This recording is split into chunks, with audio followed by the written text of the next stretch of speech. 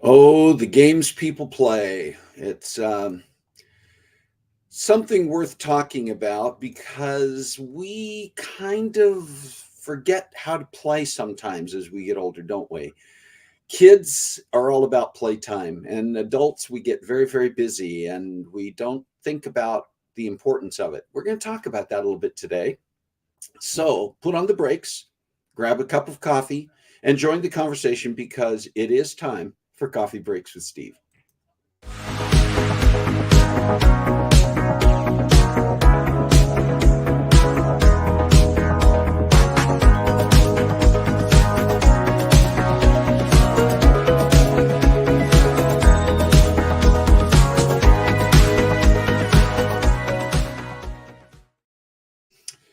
Oh my goodness. Well, here we are once again on a Saturday, beautiful Saturday in May with Coffee Breaks with Steve. This thing is bugging me. Got this wire sticking up on my little earphones. I probably won't need the earphones that much today anyway because I don't have a guest coming on. It's just going to be me that you're going to be putting up with for the next 40 minutes or so. But we're going to take some time to talk about playing and the importance of play and why we need to be spending more time being kids again, I guess. What does that really look like? So thanks for joining today. Good morning, Jerry Thompson. Kathy Garlick is here. Jay Zetterval, Rick Venturi. Good morning to all of you. And I want you to notice I've got a different mug than usual. And it's probably a little bit mysterious. I'll explain it in a couple of minutes. So stick with me. But it's a special mug. So thanks for being here. Good morning, Carla, and welcome and good morning from or afternoon if you're oh boy, stop for a second. Between my not being able to talk and earphone wire sticking up, it's going to be one of those Saturdays. it's I was starting to say, if you're from the East Coast, or okay, I'm not going to worry about that. If you're on the East Coast or further east, it may already be afternoon or close to it, wherever you are. So, good morning. I really need Kim Baker here to do her greeting, but I'll do it for her. Good meowing afternoon and happy Catter Day. I have to remember she does it so much better than I do. There we go. Thank you. Needed that. And it's kind of a special Saturday because much of my family is in town this weekend. No, it's not Memorial Day weekend yet, but we've got some things going on that are kind of special, and I'll again talk about that in a few minutes. Let's talk about special days coming up this week. Today is May 20th, and we're in this week of May 20th through the 26th.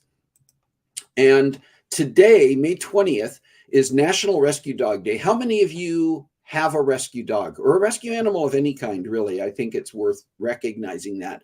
But today specifically is National Rescue Dog Day. It's a day to recognize the benefits, the advantages, and the number of shelters that are carrying animals, in some case over capacity.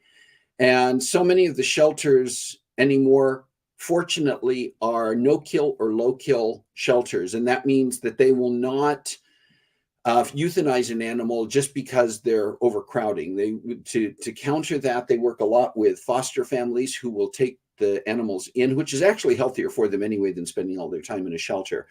But it's still important to recognize that. So my hat's off to you. I'm not even wearing a hat, so it's already off, but my hat's off to you if you are a rescue animal parent or you are a foster parent to rescue animals. Thank you for doing that, and thank you for taking in these animals that so much need a forever home. This is always on the third Saturday in May. Today is Armed Forces Day. We have different days that recognize the people who serve in the military, who have served in the past. Veterans Day, Memorial Day coming up. And there are days that specifically recognize different branches of the armed forces. But today is Armed Forces Day, and it's an opportunity to recognize, acknowledge, and be thankful for those who are currently serving or have served in the military, and for our military services. And I know some of you on here are veterans. I want to say thank you to you if you have served or are serving in the armed forces in any way, shape, or form. Shalane is here. Thank you, Shalane. I'm glad you're here. Yes, so this is extremely fitting for our topic this week. But tomorrow it's always on the third Sunday in May, is National Take Your Parents to the Playground Day. Some of you who are parents or grandparents, probably when you, with your kids or with your grandkids, have gone and played at the playground. Now, sometimes what we tend to do, and I know I do this, especially as I get older, it's a big temptation to go to the playground and then go find a shaded bench and watch the kids running around on the apparatus and playing and doing those things. But this would be a great opportunity to go with your kids or your grandkids or your nieces or nephews, or offer to take. You got a family that lives nearby where you can see that mom and dad are a little bit overwrought and stressed because they're trying to deal with all the stuff in life and the kids. Offer to take the kid to the park and get them off of their parents' hands and be a pseudo aunt or uncle or grandparent for a couple of hours and play on the playground with them. No, you may no longer be able to have the upper body strength to do all the monkey bar stuff, but you can sit on the swings with them. You can do some things with them, and that's actually worthwhile. Okay, enough said, because we're going to be talking about this in much greater detail in a few minutes. May 22nd, which is Monday, Buy a Musical Instrument Day. How many of you play a musical instrument? How many of you have thought about taking on a musical instrument and it's like, yeah, I'd love to learn to play the guitar. I don't even have a guitar. You know, there are guitars at all price levels. There are instruments at all price levels. And for beginners, you can find beginner instruments at a fairly decent price. And if it's something where you're ready to upgrade to a better guitar, a Taylor or a Gibson or something like that, consider doing that. Apparently Monday is, I don't know if any like Guitar Center or any of the other stores do anything special on Buy a Musical Instrument Day. It might be worthwhile to take something like this in, find a post online about it being Buy a Musical Instrument Day, and take it into one of those stores and say, hey, can you guys offer me a special deal today? I want to buy an instrument, see what they come up with. All right, that's just a thought. National Taffy Day. If you grew up on the West Coast, and I grew up in Portland, in Western Oregon particularly, you go to the coast, you go to someplace like Seaside or Tillamook or Lincoln City or one of those places on the Oregon coast, and I'm sure all along the coast everywhere. Saltwater taffy is a big deal. You go into there are specialty stores where you can watch them making the taffy. And I know many of you on here, you're from Oregon, you're from Washington or California. And I don't know on the East Coast, if some of you have been to the East Coast, did they do anything similar in coastal towns on the Atlantic where they make and sell the saltwater taffy? But the 23rd, which is Tuesday, is National Taffy Day. So if you're of a mind to do so and your dental fixings will let you eat taffy, maybe that's a good day to go back and reset. I always love the fact, like they show in this picture, there were all kinds of different colors and flavors, and sometimes you weren't quite sure what the flavor was going to be until you put it in your mouth, and that was kind of a fun mystery too. May 24th, which is Wednesday, is Brothers Day. Now, I don't know how official this is, but it shows up on the calendars.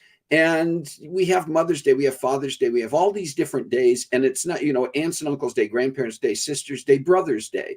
And this is a good opportunity to reach out to your brother, if you have one, and just let them know how much you love and appreciate them. Maybe you don't have a brother by blood, but you have someone you consider a brother in your life. That's okay. Time to go ahead and reach out to that person or those persons as well. Also, May 24th. Is National Escargot Day. Now, I don't think we need a lot of explanation. You know what escargot is. It's snail. How many of you tried? I've tried it in the United States, which makes it national. I've also had the opportunity, as I know a couple of you who are joining today, eating it in France. And I happen to really love escargot.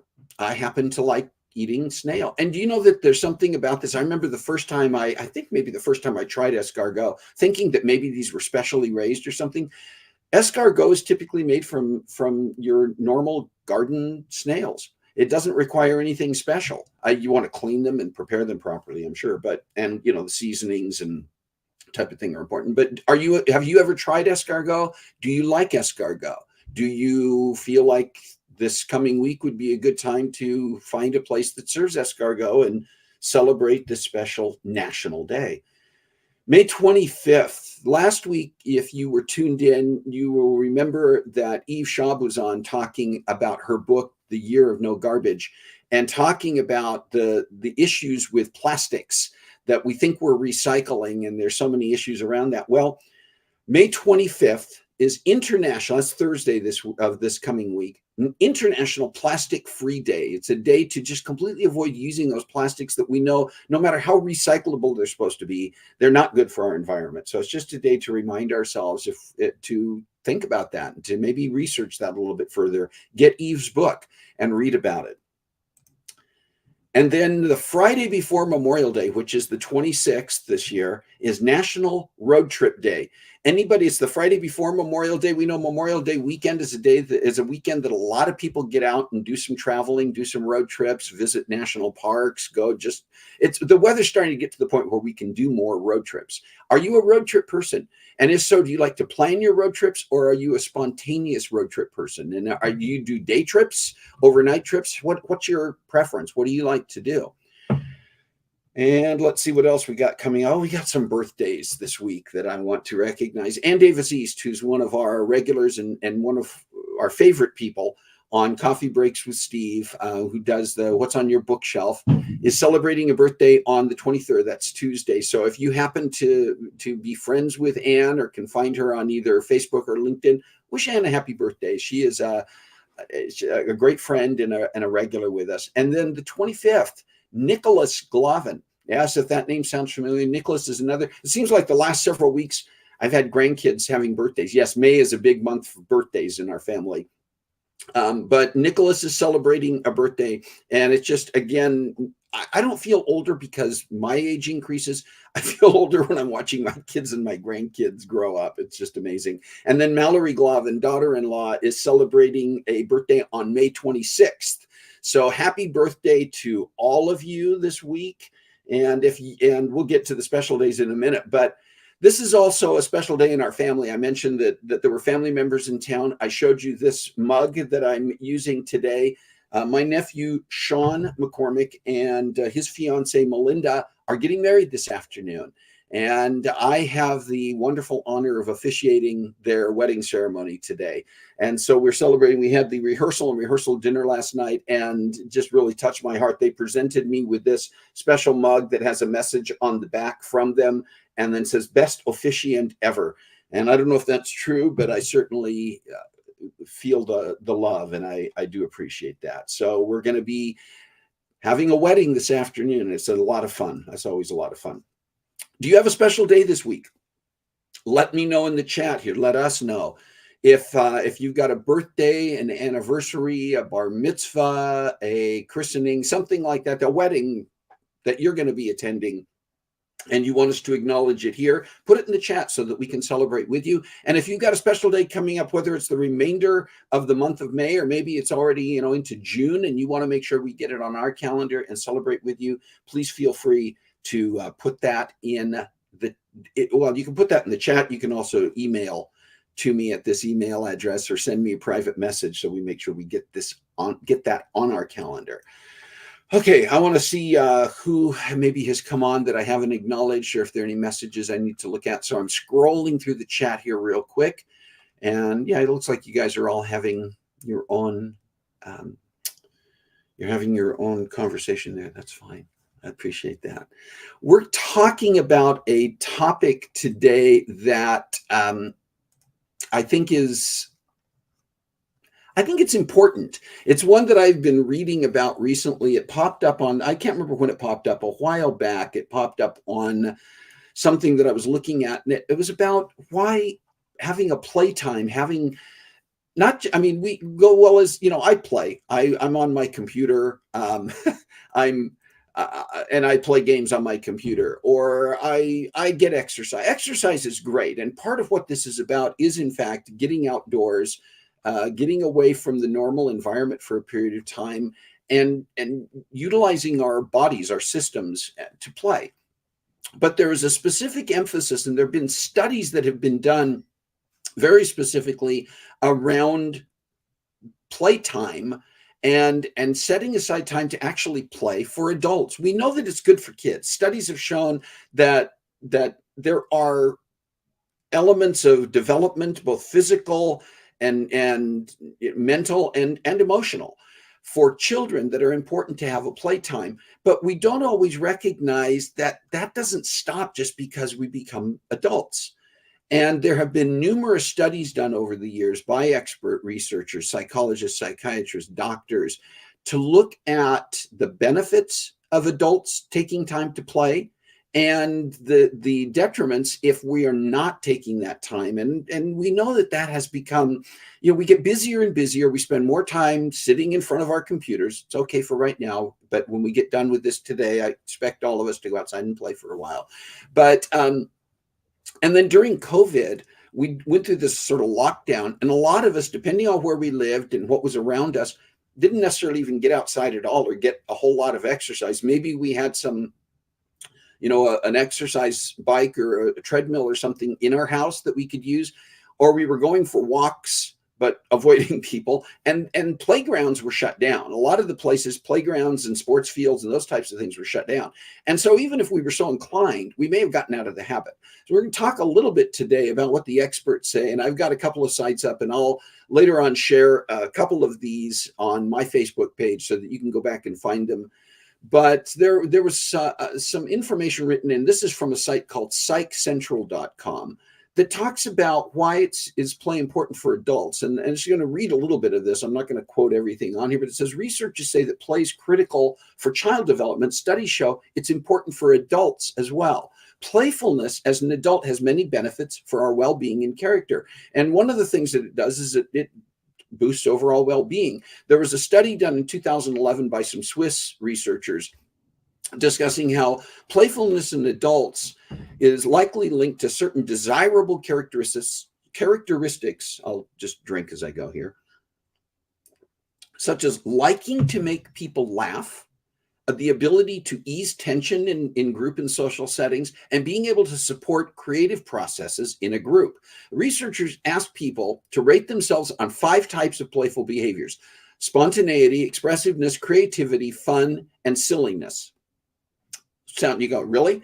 But we don't think about it's okay to be silly sometimes. It's okay to have fun. It's okay, that we think about spontaneity. Well, some of us are not necessarily keyed in on spontaneity, but so they asked these people to rank themselves in those 5 areas. They found that higher playfulness scores were associated with higher creativity, appreciating beauty, approaching life with excitement and energy, playful expressions of love, a sense of hope, and a sense of humor. And the authors concluded that because of these links, playfulness significantly contributes to overall well-being. Another study done in 2013 has also positively linked play and playfulness with well-being and life satisfaction. Researchers found out that playful adults tend to do more enjoyable activities and have a more active way of life than less playful adults. Now, if you think about that, I mean, it's like we know this. We already know that certain things, just exercise in general, or being exposed to and participating in things that are fun, tend to release positive hormones. Endorphins and other things get released into our system, and those hormones and proteins that get released are actually positive for any number of things in our emotional life.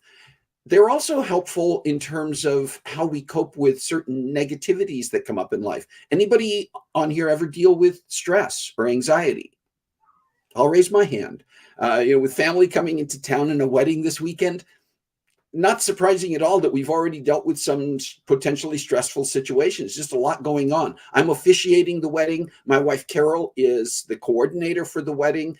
We've been spending time prepping with Sean and Melinda for the last several weeks. And obviously for a bride and groom, the closer you get to the wedding day, the more stress increases. Family coming into town, trying to juggle all the things that are going on.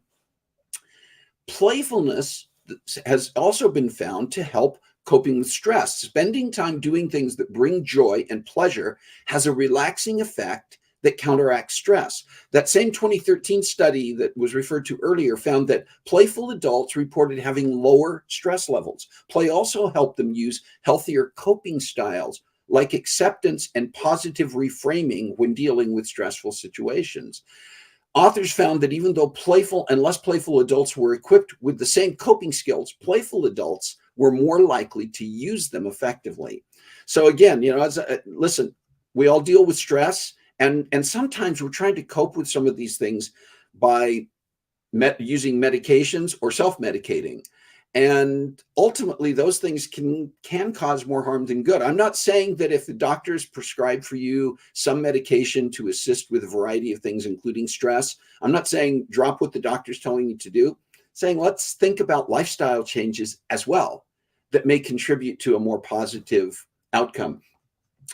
The third thing that the Psych Central article talks about is that playfulness boosts physical health. Adults who play more have a more active way of life and therefore may be physically healthier. The authors of a 2016 study stressed the importance of making physical activity fun for adults. They noticed that children were more likely to be intrinsically motivated to exercise when having fun, like jumping and playing in the water. In other words, when exercise feels like play instead of hard work, adults are more likely to engage in it. We've all got things that we like to do, right? I mentioned earlier the idea of playing with kids. And there's something about the fact kids themselves are so innately keyed into the idea of play that when we join them in playing, we get into their mindset, we get into their space, and we start playing like they do. It's not childishness, it's childlikeness. We become more childlike in our activity level. And think about the physical attributes of being out there to play. We all know that we need to be exercising anyway. And if we can do it and have fun at the same time, and listen, any exercise that you enjoy doing, continue doing. But being in a playful mode and doing things that are playful, and there is something about engaging with other people, I think makes it more playful, right? that if we're doing things, not to say you can't do things by yourself, hit a tennis ball up against a wall and that type of thing. But when we are engaging with other people socially and in activity, it also boosts that spirit of playfulness that we get into. Watching a group of adults playing touch football or kicking around a soccer ball or hitting even if you're not playing, a competitive game of tennis, hitting the tennis ball back and forth across the net or trying to. And you know what else happens in that? Do you remember a few weeks ago when Leanne Joshua was on here talking about comedy and the importance of humor? And she talked about the healthy benefits of laughing out loud. When we're playing, and we're playing particularly with other people, we tend to do more laughter. There's more laughter that comes through. And all of those things combine. A 2019 study found that playing every day helped people with type 1 diabetes in many different ways, including improved mood, feeling more supported, and sharing more frequently with their partner about how diabetes affected them. All in all, the research is abundantly clear. Playing as an adult has significant benefits for our mental and physical health. So then the question becomes, how can we be more playful? Unlike children, most adults don't have regular playtime built into their schedule. That means that we need to be intentional about play and find ways to incorporate more play into our lives. And there are some tips here that they provide. And I kind of want to see, let me see if I can share a site. I'm going to tell you about this site, but there is a group called, you're going to love this, the National Institute for Play.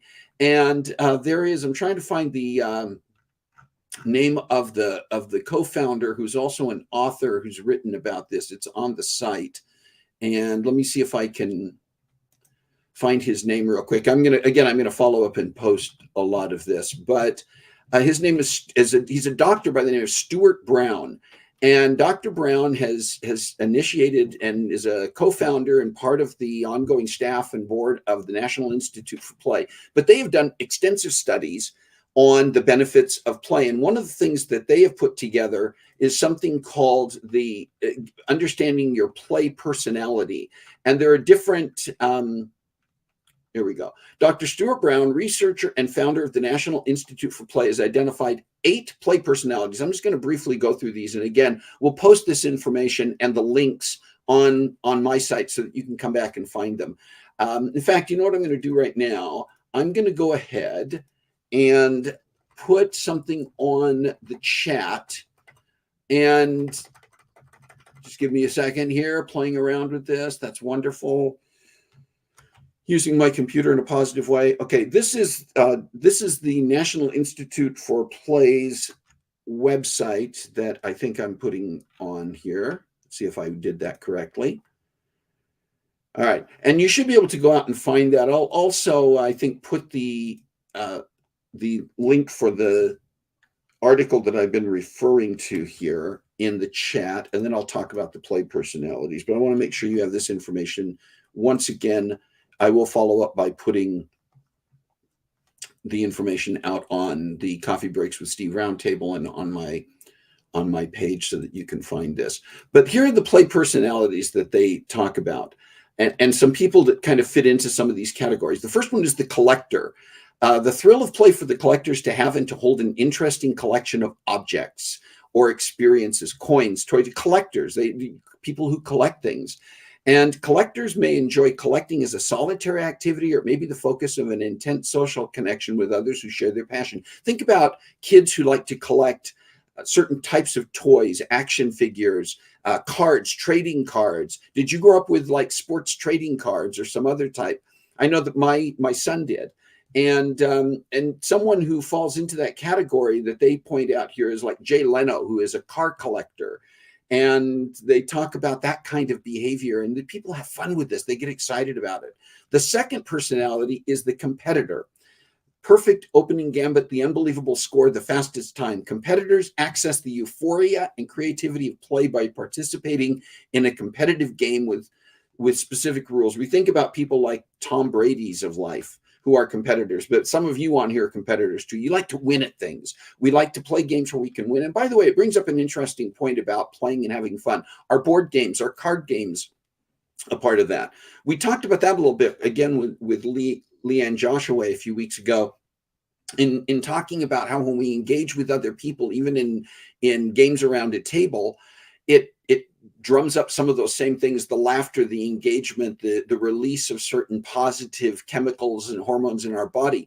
I think there's a good combination, and this is me speaking not as an expert, but just as a person, that I think the combination of outdoor activities and doing things that actually get us moving, exercise type of activities, and engagement in social activities that are, and there's probably even some benefit for people who do online video games with other people for a period of time. That shouldn't be the only thing.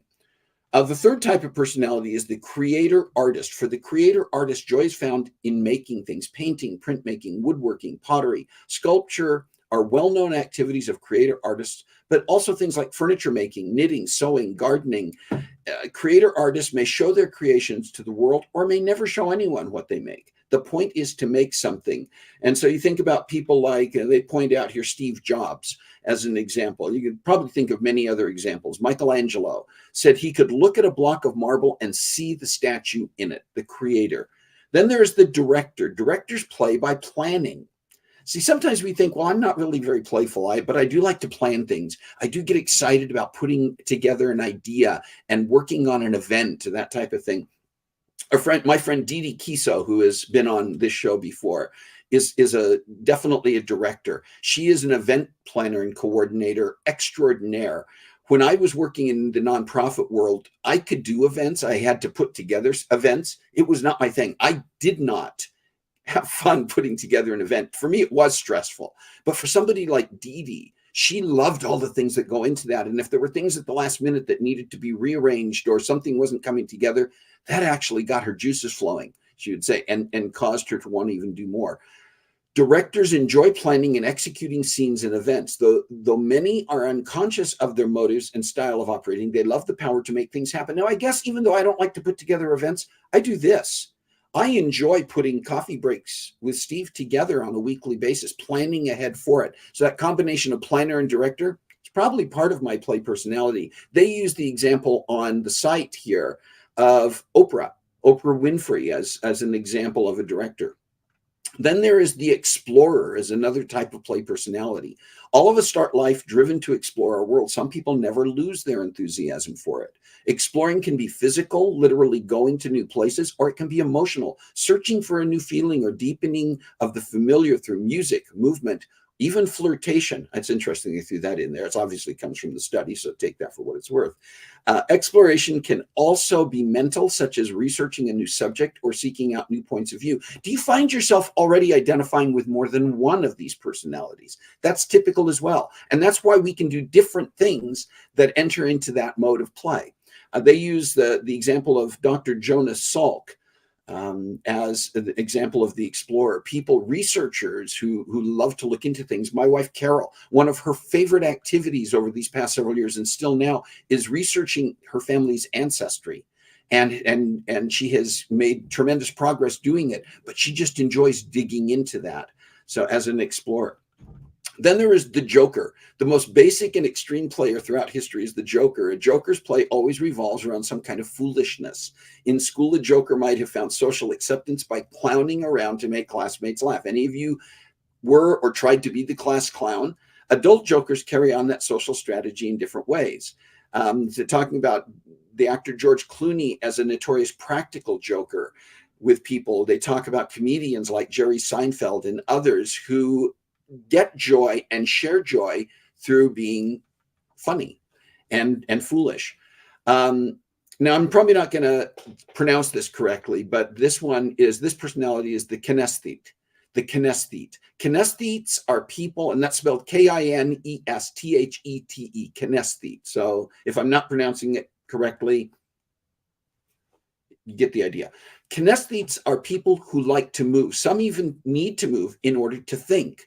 Do you fit into that category? This category includes athletes such as Serena Williams and Steph Curry, but also people like Jillian Lynn, who find themselves happiest moving as part of dance, swimming, or walking.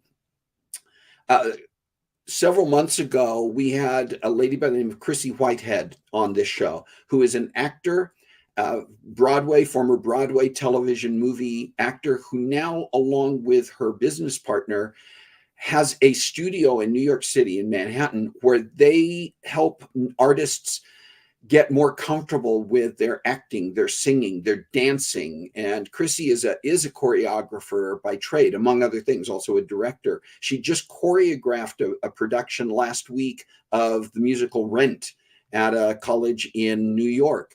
And so, this kinesthesia, and she herself talks about how getting out there and moving helps her to feel good about herself, helps her to think. So, choreographers, dancers, these are people who movement is important, athletes, as part of play. And by the way, even if you're not an athlete, movement you're going to find it to be salubrious. You're going to find it to be a positive. You're going to find it to be beneficial, moving in any way, and especially if you can make it fun, as we've already talked about. The next one is the storyteller. For the storyteller, imagination is the key to the joys of play. I am a storyteller, by the way. Storytellers may be novelists, playwrights, cartoonists, or screenwriters, or they may find their greatest joy in reading the novels and watching the movies created by others. There have been multiple guests on Coffee Breaks with Steve who are storytellers. Last week, Eve Schaub. Not only did she put together a book with the Year of No Garbage that was very informative, she's telling a story through it about her family, about herself, and it's great reading. If you haven't already followed up on that, please get her book. But they talk about people like Steven Spielberg, George Lucas, Garrison Keillor, Bob Costas, natural-born storytellers. So those are the 8 personalities that are talked about by the National Institute for Play. And again, we will put this information in online so that you can go and find this information, find out where you can read more about it. But I would like to know from you, and I see some of you are putting this, do you see something in any of those personalities, one or more of those, that feel like they fit you in some way? What do you like to do to play? What do you feel you could be doing? What was something that maybe you enjoyed in the past and you just you got too busy for? Yes, I understand that as we get older, physicality becomes an issue. We can't always do the things that we used to. And some people are further restricted because of health issues, because of certain disabilities. That doesn't mean that play is gone or off the table. We can still find ways to do that. I love watching Special Olympics. I love watching sports. I've seen sports where there are people who play soccer entirely or basketball entirely in their wheelchairs that they use. I'm not saying that everybody who is dealing with some form of physical limitation has to do exactly the same things. That doesn't mean that you have to be getting a wheelchair onto a basketball court or that you need to be doing something of that nature. But we can all use our imaginations probably a little bit more effectively than we do, our creativity a little more effectively. And if you want to kick around ideas, I think that's a place we can use the Coffee Breaks with Steve Roundtable, or we can I'd be glad to just brainstorm with you, because I could use more playtime in my life. I'm not immune from the same things that we're talking about here today that we all need to be doing better. As an adult, I have gotten into the mode of more sitting down in front of my computer but again, remember, researching, exploring, there are things that we can integrate in. I would just caution personally not to let doing research on a computer because you're naturally an explorer become an excuse not to be engaging in other types of play. I want to advocate right now that we all need to be getting out there and doing more. Some of you are typically like to go for walks, and maybe you live in areas, and I know some of you do, where walking is not just walking down the street, it's more of a wilderness experience. And some of you like to combine doing that with things like mushroom gathering or bird watching or other activities. Those are all positive things that we can engage in. I would also, and it's not a but, this is an and I would say, think about things that you may not already be doing, but are sort of on your list of things that you would like to be doing more of. In fact, maybe that's a little homework assignment we can all take part in doing this next week, is saying, what are some activities that I used to do that I'd love to get back to? Make a list of the stuff you're already doing. Applaud yourself for what you may already be doing that's playful. But I also would just say, if you have access through your kids, grandkids, nieces, nephews, neighbors, to engage with a child, because they are so already tied into that idea, locked into that idea of play as an important thing, join them.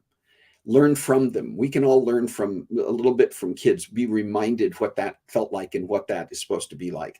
I hope this has been something positive for you. I know I went through some research and details here, and that can sometimes feel a little bit tedious, but what we're really talking about is breaking through the tediousness of life, breaking through the busyness of life. So I hope that is play is serious work of children. I love that quote. I think that is a perfect quote. And then I see Kathy Garlick put on it here. I teach music. Yeah, there we go. I teach music to children. A lot of play involved there. You know, that again comes into several of those personalities coming into focus there, Kathy. And that was always something, even growing up. I give a lot of credit to Kathy Garlick that was just highlighted on there. Is my older sister. And when I say older sister, it's not she's old. It's just she was ahead of me enough as we were growing up that we were all playful.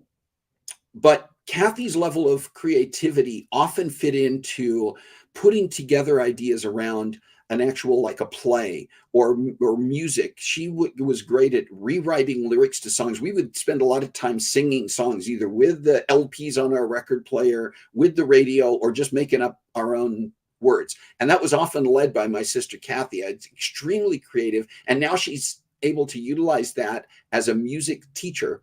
And I think just that engagement with kids on a regular basis, how can you not become a little more playful in order to engage with them, in order to keep their attention? You have to be able to do that. So that's definitely true. What are your forms of play? What are the forms of play that you want to get back to? What are the forms of play that you think, I should probably try? And the bottom line is, if you want to get out there and throw a baseball or kick a soccer ball, it doesn't mean we have to be running full speed. As we get older, maybe our stamina, our physicality does limit certain things. It doesn't necessarily prevent. And we can take things at the proper pace and still be playing and still be having fun and still be laughing and still be engaging in things. So enough said about that. I want to hear from you. I want to hear in the chat here. I want to see some stuff as we get onto the roundtable. We'll talk about that roundtable in a minute, but let's talk about some things that are coming up in the next few weeks before we finish up today and let you get on with your weekend. Next week, we're going to play a little game. It's going to be interactive. Shalane is going to join me again. Shalane has been a guest co-host and a guest on here on more than one occasion, and we have a lot of fun when we get together. I have a lot of fun whenever I get together with any of my kids, and the fact that they're all here this weekend is just great. But Shalane's going to join me next week, and we're going to play a little interactive game, and you get to play. You get to play with us, and so it's going to be designed in such a way that you can interact in the chat. And what we're going to do is this. There are so many quotes out there that we hear or we repeat or we utilize in whatever setting on a regular basis.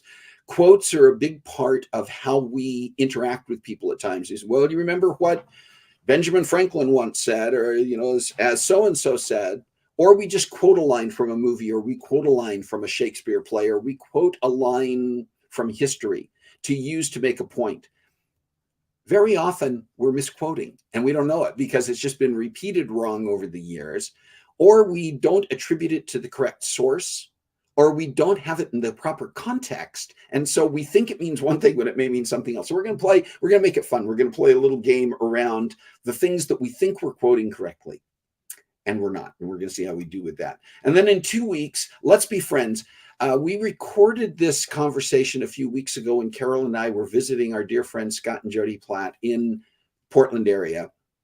And Carol and Jody have been very, very dear friends, best friends for years. And so we took some time to talk about what friendship is really all about, what it means to be best friends, how we find and retain those friendships over a period of time, and how we continue to nurture them over time. And so we're going to show that conversation with Carol and Jody in a couple of weeks and talk about friendship. I think you'll enjoy it. They're fun when they get together, and this is just a good conversation to have. And then it shouldn't say next week. That should actually say in 3 weeks on Coffee Breaks. It's actually going to be June 10th. So disregard the next week part. But Alexis Cara is an actor. She's been on Broadway. She's worked in Hollywood, in television and movies, and she's doing a lot beyond that now. And so Alexis is actually going to join us to talk about what it means, what it feels like, and what the realities are of show business success, and what life is like beyond the cameras and the stage lights. And then in 4 weeks, it's going to be Father's Day weekend.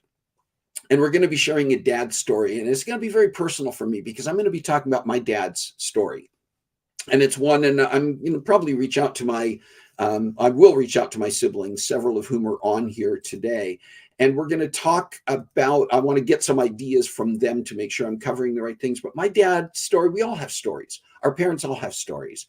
But I want to share from the perspective of what I know about my dad. And his story is amazing. It's a story of survival.